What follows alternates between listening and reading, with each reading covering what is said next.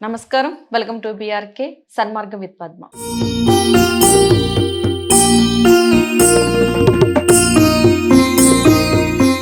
ఇక ఈరోజు మీకు ఒక గొప్ప వ్యక్తిని, ఒక గొప్ప గురువుగారిని పరిచయం చేయబోతున్నాను.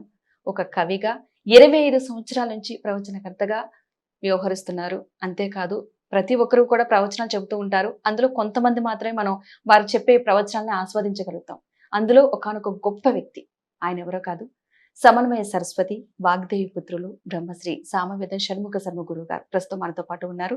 మనకున్న సందేహాలన్నింటిలో కూడా నివృత్తి చేసుకునే ప్రయత్నం అయితే చేద్దాం. నమస్కారం గురుగారు. నమస్కారం అమ్మా. ఇప్పుడున్న యువత సన్మార్గులు నడవాలి, మంచి ప్రవర్తన. ఎందుకంటే మనం చూస్తూ ఉన్నాం, గతంలో తల్లిదండ్రుల ముందు ఎవరైనా మాట్లాడడానికి సంకోచించేవారు, ఒక మాట గట్టిగా మాట్లాడడానికి. కానీ ఇప్పుడున్న పిల్లలు ఎలా ఏంటంటే తిరిగి ఎదురు సమాధానం చెప్పడం, వాళ్ళు చెప్పింది వినకపోవడం, పక్కదారి పట్టడం ఇలా జరుగుతుంది. ఇలాంటి వారిని అంటే వాళ్ళు కూడా కొంచెం ఏ తల్లిదండ్రులైనా బిడ్డలు అభివృద్ధి చెందాలి, మంచి మార్గంలో వెళ్ళాలని కోరుకుంటారు. కానీ వాళ్ళు అలా ప్రవర్తించేసరికి వీళ్ళు కూడా బాధపడుతూ ఉంటారు. అలా యువత పక్కదారి పట్టకుండా ఏం చేయాలని మీ ద్వారా? ఒకటేనమ్మా, వాళ్ళకి ధార్మికమైన అవగాహన కల్పించాలి. అదే మొట్టమొదటి నుంచి చేయవలసింది. ఆ పిల్లలు ఆలోచించే స్థాయి, చదువుకునే స్థాయి నుంచి వాళ్ళకి ధార్మికమైన ఒక అవగాహన ఏర్పడాలి. కుటుంబంలో పెద్దలు కూడా ఇది ఇలా ఉండాలని తాము ఒక ఆదర్శంగా ఉండగలిగినట్లయితే పిల్లలు తప్పకుండా పాటిస్తారు. అందులో సందేహం లేదు. వాళ్ళకి మనం తెలియజేయడమే మన కర్తవ్యం. వాళ్ళు ఆలోచించేటట్లు, విచక్షణ కలిగేటట్లు చేయవలసినటువంటి బాధ్యత కూడా మనకున్నది. అయితే ఇది నిరాశపడక్కర్లేదు. తరాల్లో మార్పులు అనేటువంటివి వస్తూ ఉంటాయి. అదే సమయంలో మనం తెలియజేస్తూ ఎన్ని తరాలు మారినా మారని ఒకానొక సంస్కారం ఉంటుంది. చిత్రం ఏంటంటే, ఇవాళ తల్లిదండ్రులను ఎదిరించే పిల్లవాడు కొన్నాళ్ళకి వాళ్ళు తల్లిదండ్రులు అయ్యాక వాళ్ళు ఈ సమస్యని అనుభవిస్తారు. అందుకే తెలుసుకోవాల్సింది ఏంటంటే, నువ్వు పెద్దవాడు అయ్యాక నీకే తెలుస్తుంది కనుక ముందే జాగ్రత్త పడవయ్యా అనేటువంటి విషయాన్ని కొన్ని ఎగ్జాంపుల్స్తో పిల్లలకి ఇప్పటి పరిస్థితులకు అనుగుణంగా మన ధర్మాన్ని చక్కగా బోధించినట్లయితే వాళ్ళలో కూడా మార్పు వస్తుందమ్మా. టెక్నాలజీ యుగంలో ఆధ్యాత్మికతను ఎలా నిలబెట్టుకోవాలి? చాలా సులభంగా నిలబెట్టవచ్చు.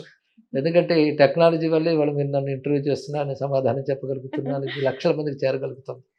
కానీ టెక్నాలజీ వల్ల అవి ఇవి అన్నీ వెళుతూ ఉన్నప్పటికీ మంచిని చెప్పడానికి మంచి ఒక పరికరంగా, ఒక ఆయుధంగా టెక్నాలజీని వాడుకోవచ్చమ్మా. దాని ద్వారా మనం ధర్మవ్యాప్తి చేయవచ్చు. మనుషుల మధ్య దూరం పెరుగుతున్నప్పుడు దాన్ని దగ్గర చేసుకుంటానికి అసలు వాళ్ళ మధ్య ఎలాంటి ఇది ఉండాలి అంటే ఏం చేస్తే మంచిది? మనిషి కంటే కుటుంబ సభ్యులే మాట్లాడుకోలేని పరిస్థితి, కలిసి భోజనం చేయలేని పరిస్థితికి వచ్చేస్తున్నారు. అసలు ఏం చేయాలంటారు? అది కుటుంబ సంబంధాలు అంటారు వీటిని. కుటుంబ విలువలు కూడా ఉంటాయి. నేను ప్రధానంగా కుటుంబ పెద్దల బాధ్యత ఉంటుంది. కుటుంబ పెద్దలు అంటే తల్లి, తండ్రి, వాళ్ళ పిల్లల్ని అందరికీ ముందే అన్ని తెలిసిపోవు కనుక ముందు వాళ్ళకి నిర్బంధంగానైనా మనం నేర్పాలి. ఇవన్నీ కుటుంబ విలువలు చూపించుతూ కలిసి ఉండడం, వాటి యొక్క విలువలు చెప్తూ ఉంటే క్రమంగా వాళ్ళకి వివేకంతో, అనుభవంతో తెలుస్తూ ఉంటాయి. అందుకే కుటుంబ పెద్దల బాధ్యత ఈ విషయంలో ఉంటుంది. గురువుగారు, కొన్ని గ్రామాల్లో గ్రామ దేవత అని, ఊరి దేవత అంటూ కూడా బలులు ఇస్తారు, బలిదానాలు చేస్తూ ఉంటారు. మరి అలా చేయడం కరెక్టే అంటారా? వాటిని మీరు సమర్థిస్తారా? ఇప్పుడు దేవతారాధనలు అనేక రకాలుగా ఉంటాయి. శాస్త్రం చాలా లోతైన అంశం. పైపైన చూస్తూ మాట్లాడిన వాళ్ళు చాలామంది కనబడుతుంటారు. మనం బలులు ఇవ్వడం కొన్ని దేవతల దగ్గర కానీ అందరి దేవతల దగ్గర లేదు. ఇక దేవతలు కూడా సాత్విక, రాజస, తామస అనే భేదాలు ఉంటుంటాయి. కొన్ని గ్రామ దేవతలు ఉండి, కొన్ని ఉగ్ర దేవతలు ఉండి, కొంచెం పరిమితి. కానీ మహాదేవతలను చెప్పబడుతున్న వాడి దగ్గర మాత్రం అలాంటి బలులు జరగవు. ఇక ఈ బలులు సమర్థనీయాలా కావా, సమంజసం కాదా అని ఒక ప్రశ్న వస్తుంది సంస్కృతిలో. అయితే మాంసాహారం తినని వాళ్ళు ఎవరున్నారు, వాళ్ళు ఇవి చేయరు. మాంసాహారం తినేవాళ్లే చేస్తున్నారు. అంటే అర్థం వాడు ఏది తింటున్నాడో అది వాడు నైవేద్యం పెట్టి తింటున్నాడు. ఆ దేవతకు బలినిస్తున్నాడు. దానికి తగ్గ దేవత అది. ఆ దానికి తగ్గ దేవత. దేవతా భేదాలు కూడా చాలా ఉంటాయి. అంటే ఈ బలిని ఇచ్చే ఆహారాన్ని స్వీకరించే దేవత, దానివల్ల ఒక శక్తి వస్తుంది. వాడు తినేదే వాడు అక్కడ పెడుతున్నాడు కదా. మిగిలిన మతాల్లో కూడా వాళ్ళు పార్టీలు చేసుకుంటే ఎన్ని తినట్లేదు. ఇక్కడే జీవకారుణ్యం వచ్చింది, అక్కడే అయింది. కనుక మాంసాహారం తినని వాళ్ళు ఎలాగో అది చెయ్యరు. మాంసాహారం తినేవాళ్ళు యదన్నావే మానవాహ తదన్నావే దేవాహ అన్నట్లు వాళ్ళది పెట్టుకు తింటున్నారు.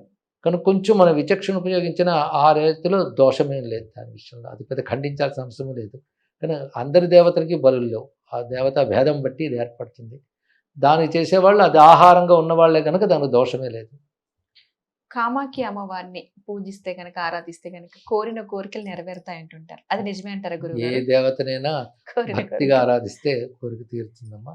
అయితే అక్కడ కామాక్ష అనే మాట వేరు. కామాక్ష అనే పేరులోనే సృష్టి చేయాలనే ఈశ్వర సంకల్ప శక్తి పేరు కామ. అదే కామాక్ష, అదే కామేశ్వరి దేవి. ఆ భావం తెలుసుకోగలగాలి. ఈశ్వరుడు సంకల్పిస్తాను కదా జగత్తంతా జరిగింది. ఆ సంకల్ప శక్తిని మనం కామేశ్వరి అని అంటున్నాం. గురుగారు బ్రహ్మ విష్ణు మహేశ్వరులకు తల్లి ఆదిపరాశక్తి అంటారు.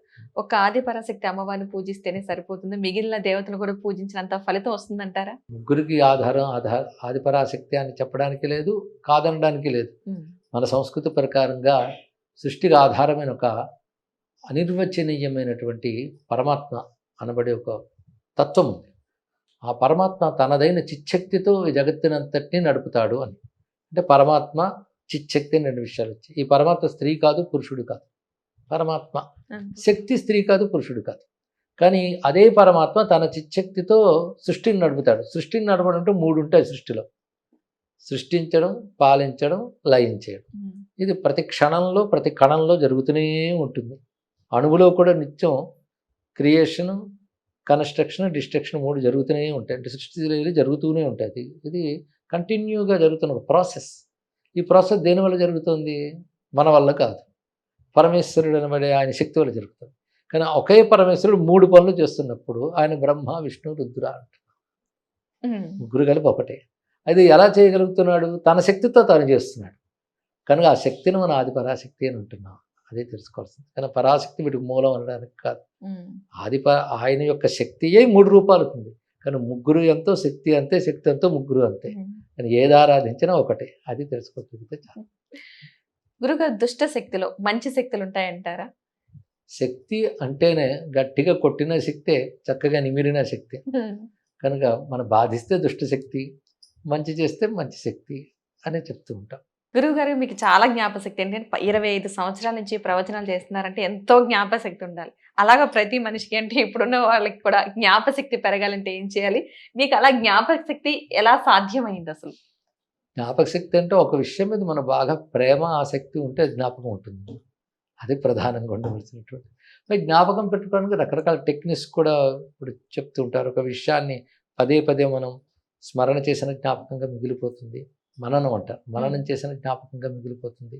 ఇలాంటివి. ఒకటి ఆసక్తి ఉంటే తప్పకుండా గుర్తుండిపోతుంది. చాలా విషయాలు మనం ఎందుకు గుర్తుండమంటే వాటి మీద ఆసక్తి చూపించాం, శ్రద్ధ చూపించాం. శ్రద్ధ ఉంటే జ్ఞాపకం అదే వస్తుంది. శ్రద్ధను మనం కల్టివేట్ చేసుకోవాలి.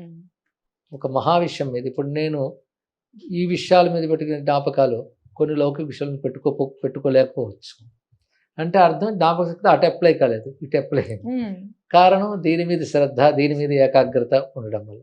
శ్రద్ధ, ఏకాగ్రత పెంచుకుంటే జ్ఞాపకశక్తి పెరుగుతుంది. దీనికి యోగం లాంటివి కూడా సహకరిస్తాయి. యోగ సాధనలో చేసేటువంటి ధ్యానం, ధారణ ఇవన్నీ కూడా మన బుద్ధికున్న రకరకాల శక్తుల్ని జాగృతి చేస్తాయి.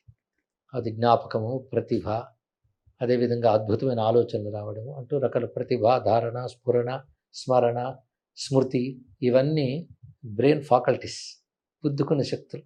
ఇవి మనం కొన్ని రకాల యోగ సాధనలతో, ఏకాగ్రపరమైన సాధనలతో వీటిని వృద్ధి చేసుకోవచ్చు. చాలా గొప్ప విషయాలు చాలా గొప్పగా వివరించారు గురుగారు. ధన్యవాదాలు. శుభమ్మా.